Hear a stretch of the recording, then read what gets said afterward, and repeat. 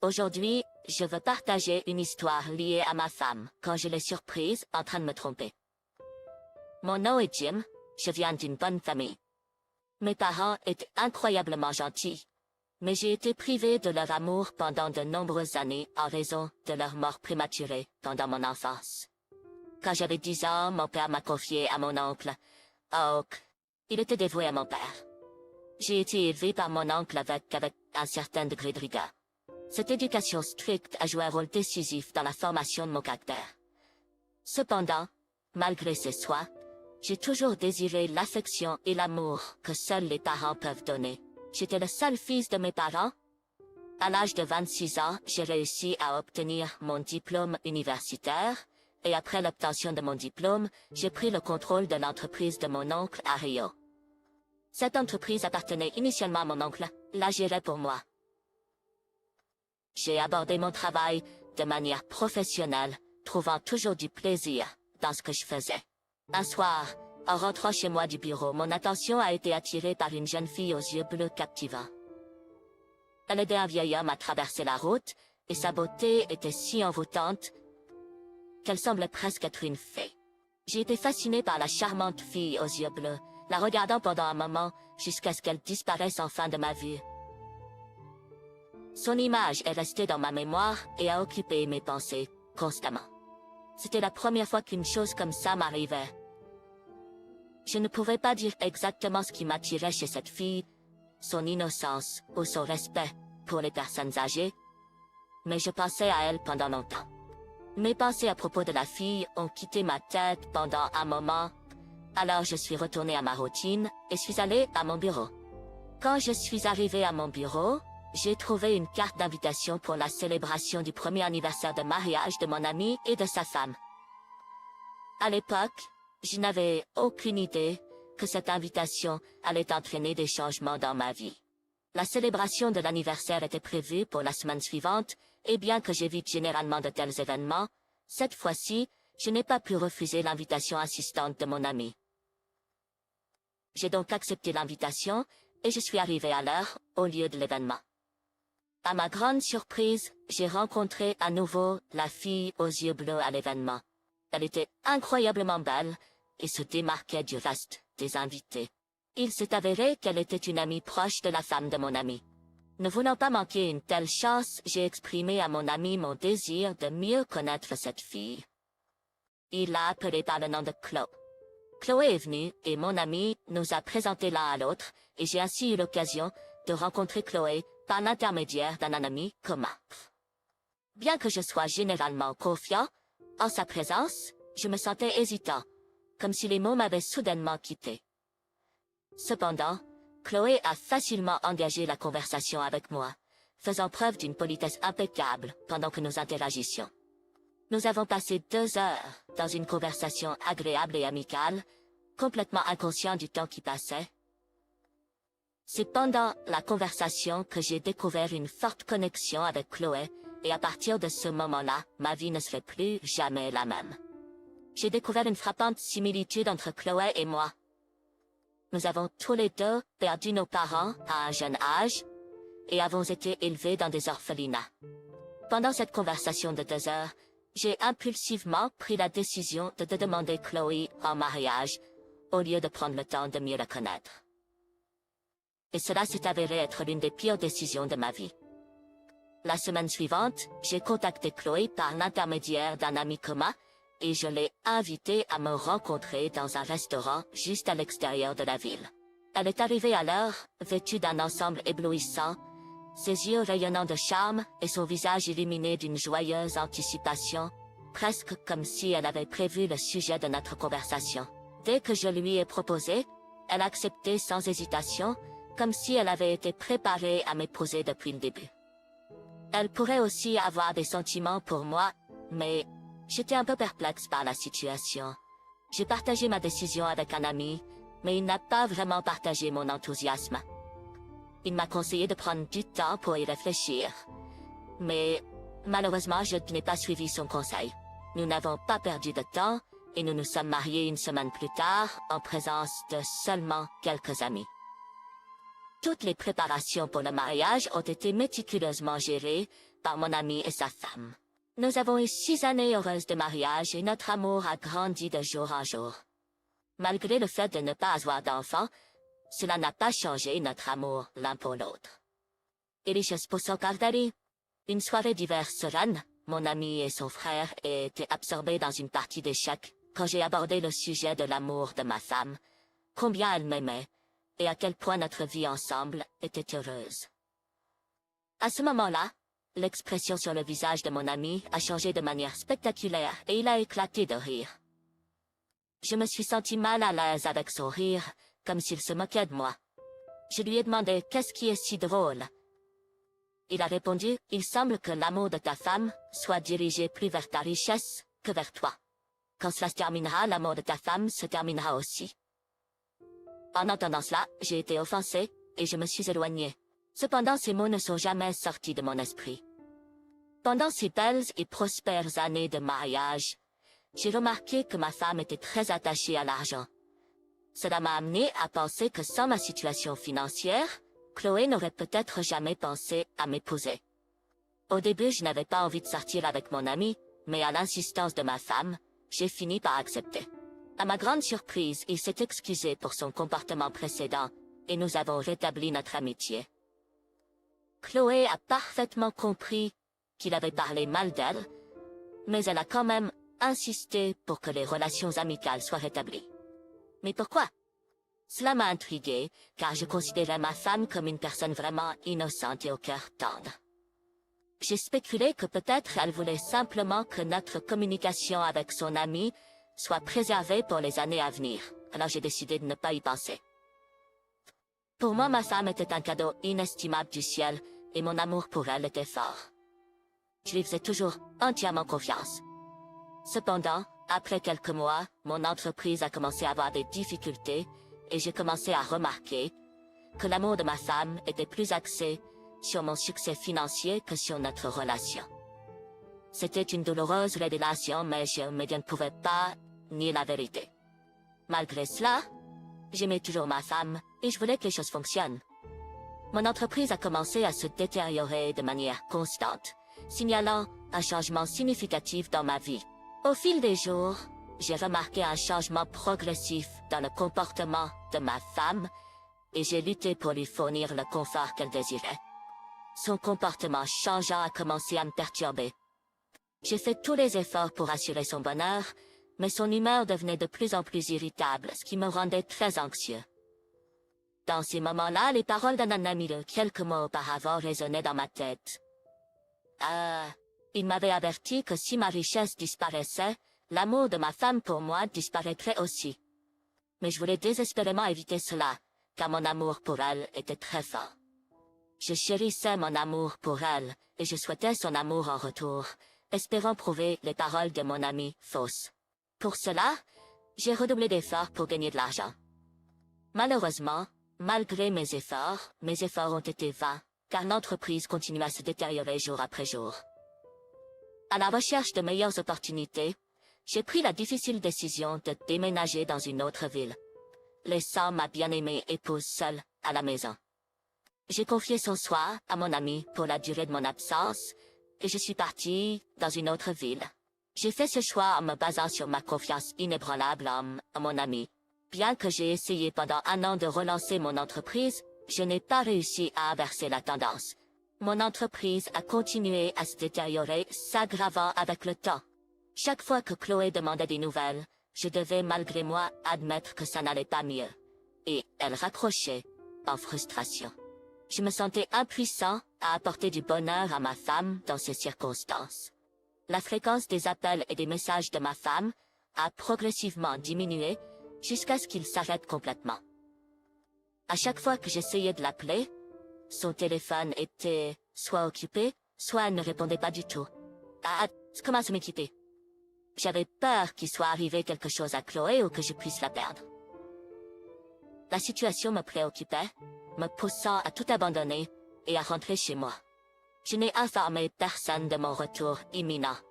Pendant le voyage de retour, j'ai reçu un appel de la femme de mon ami, m'informant qu'ils étaient divorcés. Cette nouvelle m'a causé une profonde anxiété, et m'a pris par surprise car ils étaient très amoureux. Juste au moment où la femme de mon ami était prête à me dire quelque chose, notre conversation a été soudainement interrompue car la batterie de mon téléphone était à plat. Je me demandais pourquoi ils avaient décidé de se séparer et ce que la femme de mon ami voulait me dire à propos de Chloé. L'incertitude se faisait sentir, augmentant mon anxiété. Après avoir rechargé mon téléphone, je l'ai rappelé pour savoir ce qu'elle voulait me dire à propos de Chloé. Cependant, elle a répondu, « Je ne peux pas en parler au téléphone. Il faudra attendre que tu reviennes en ville. » Quand je suis enfin arrivé dans ma ville natale, j'étais rempli d'excitation car j'allais enfin retrouver ma femme après une éternité. Mon arrivée allait être une surprise inoubliable pour elle. Pour la rendre heureuse, j'ai acheté ses fleurs préférées en chemin.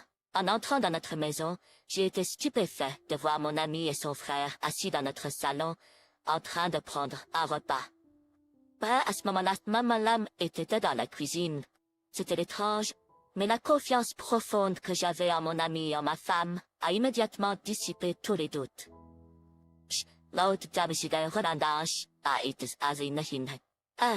Elle a été surprise par mon retour soudain, mais il n'y avait aucun signe de joie sur son visage.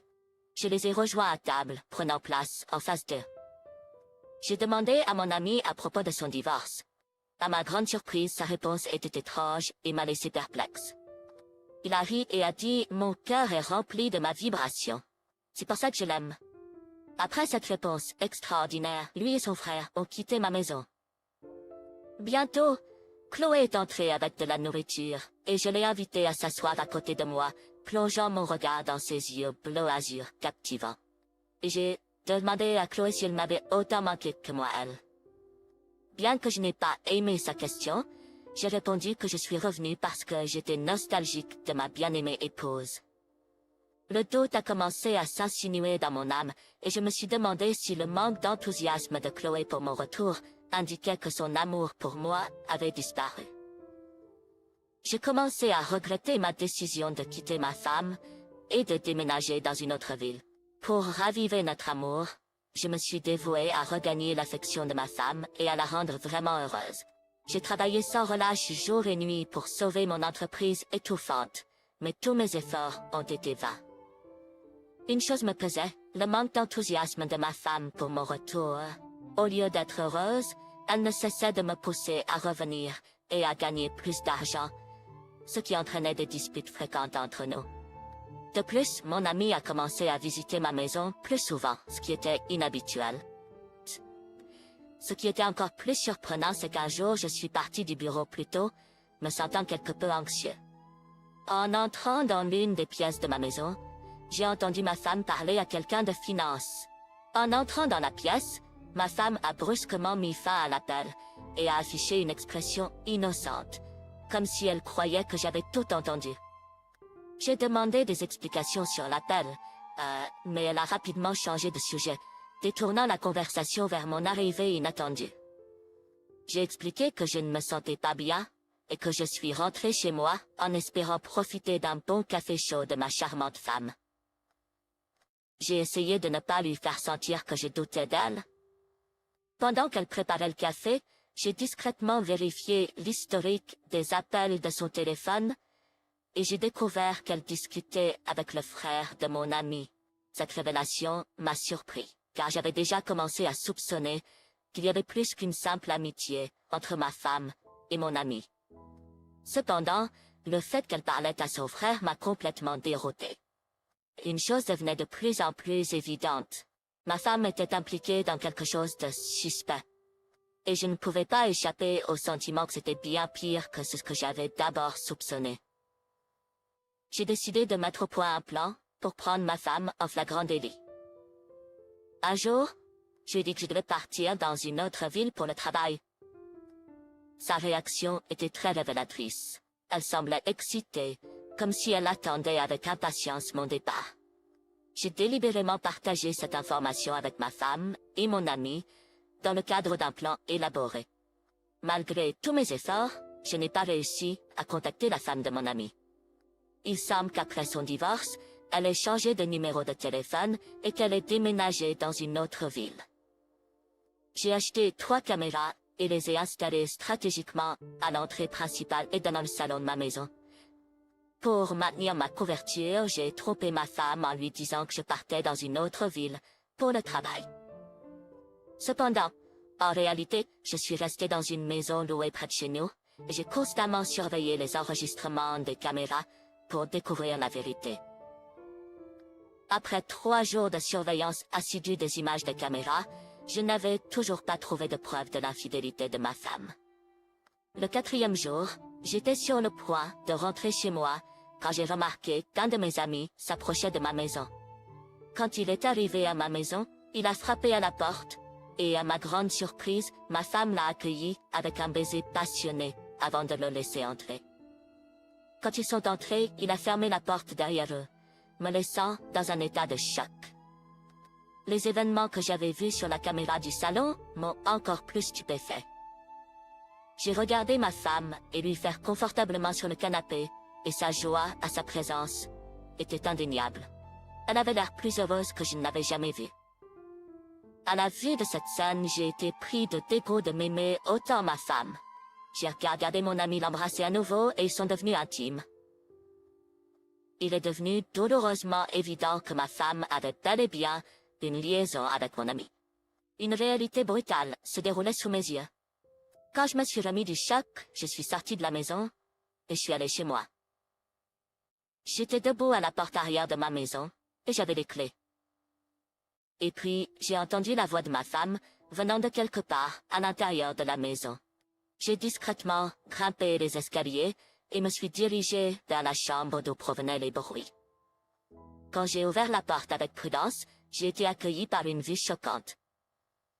En plus de ma femme et d'ami son frère, étaient dans la chambre. J'ai été choquée de les voir tous les 3 dans le même lit. Quand j'ai vu ça, j'ai été stupéfait pendant un moment. Quand ils m'ont vu, ils ont fui la chambre, dans la peur, et ma femme était trop ivre pour sortir du lit elle-même. Je me suis approchée d'elle en demandant « Pourquoi irais-tu à de telles extrémités ?» J'ai exigé une explication, ne sachant pas ce qu'elle allait répondre. Elle a répondu « Tu ne pouvais pas me fournir le style de vie que je voulais quand je t'ai épousée. » Quand j'ai entendu ça, c'était comme un son dans mes oreilles. Une colère grandissante envers ma femme s'est emparée de moi. Elle a commencé à s'excuser et à me supplier de ne pas la quitter. Mais je n'avais aucune envie de rester avec elle, sous le même toit. J'ai donc pris la décision difficile de la mettre dehors de notre maison. Après un moment, j'ai reçu un appel de l'ex-épouse de mon ancien ami. Sans la laisser finir, je lui ai immédiatement raconté toute l'histoire. En réponse, elle a dit « Je suis déjà au courant de tout ça et j'allais t'en informer, mais j'ai dû quitter la ville pour une affaire urgente. » Elle m'a informé que ma femme et elle avaient eu une relation amoureuse avant notre mariage et que mon ami faisait face à des difficultés financières à l'époque, ce qui a conduit à leur rupture. Et puis, Chloé a commencé à fréquenter son frère, qui avait une entreprise prospère à l'époque. En réfléchissant à la façon dont il m'avait mis en garde contre le mariage avec Chloé, je me suis souvenu de son conseil de passer du temps avec elle pour comprendre ses désirs. Il m'avait dit que Chloé était plus amoureuse de mon argent que de moi. Tout cela se déroulait sous mes yeux. Mais mon amour pour ma femme m'a aveuglé. Malheureusement, l'avertissement s'est avéré vrai. Ma richesse a été épuisée, et l'amour de ma femme pour moi s'est évaporé comme de la fumée. Ce jour-là a été comme un jour du jugement pour moi. J'ai passé toute la nuit dans un coin de ma chambre, pleurant et me remémorant les beaux moments que j'ai partagés avec Chloé. En fin de compte, j'ai décidé de quitter l'endroit et de me retirer dans un lieu isolé, espérant trouver du réconfort et guérir de la douleur. Cela fait un moment, mais j'ai toujours du mal à effacer les souvenirs de ma femme de mon cœur. Cependant, j'ai construit une nouvelle vie pour moi et mon entreprise prospère. Je suis maintenant célibataire, mais je suis satisfait de ma nouvelle vie. Cependant, un regret persiste. Mon amour aveugle pour ma femme et le fait que je lui ai fait confiance sans condition, alors que j'aurais dû être plus perspicace. Je ne suis jamais retournée. Il y a des moments où ma femme me manque. Inévitablement, des questions surgissent dans mon esprit. Où est-elle allée la nuit où je lui ai demandé de quitter la maison? qu'elle va bien. Je me demande où elle est si elle me manque et si elle continue à tout faire juste pour l'argent. Merci d'avoir écouté mon histoire jusqu'au bout. Et si vous l'avez apprécié, n'hésitez pas à montrer votre soutien en aimant et en vous abonnant à notre chaîne. N'hésitez pas à partager vos pensées dans la section des commentaires.